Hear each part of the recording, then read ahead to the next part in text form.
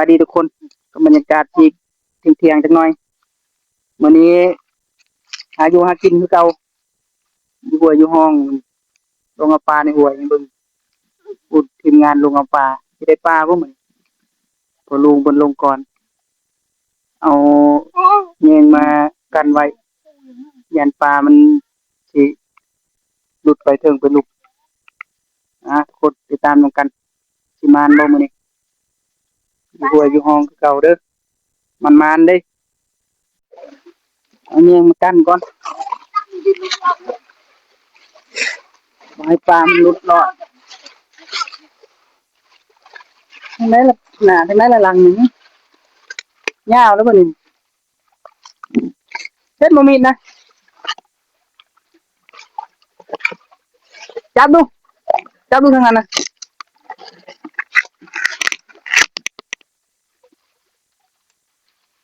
ตกลงเป็นอะไรกันแท้แยง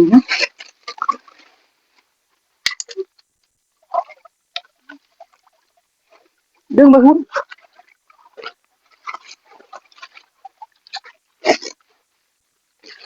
จังไดวะเอาลบเถื่อน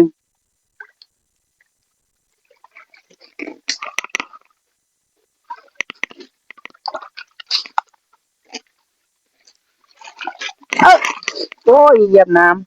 ำไอ้สำเร็จนะ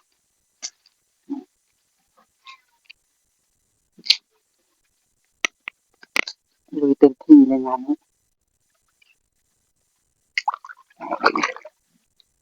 ปลานานา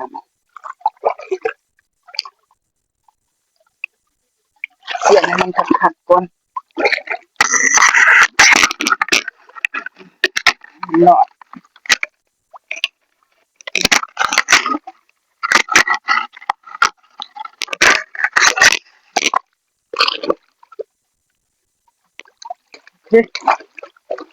จบบัน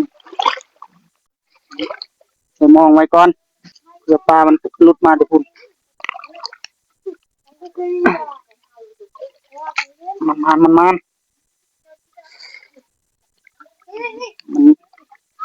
อย่าเฮ็ดยาย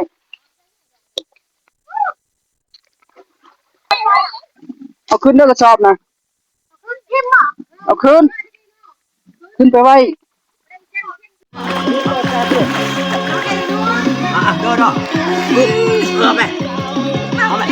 แซงนะแม่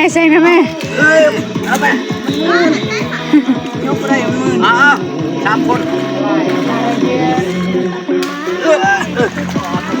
เอาไปเนี่ยตั้งนี้ปากอยู่มีหัวโตว่าให้ลงไป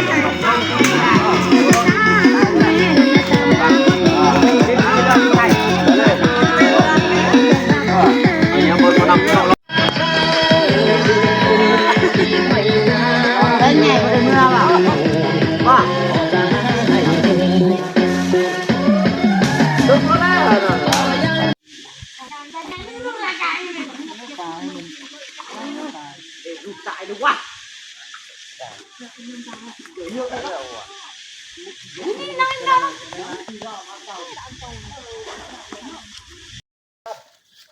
ขึ้นมาจนเหงาแดดกระดอกกระเดียยังอยู่พูนเพิ่นยังลงเอาอยู่พูนมาเบิ่งก่อนในหากใหม่เพิ่นกำลังงมเอาปลาอยู่นี่นะเอาพักก่อนกินข้าวก่อนเป็นบ่ายโมงเลยปลามันยังขึ้นอยู่ปลาเลย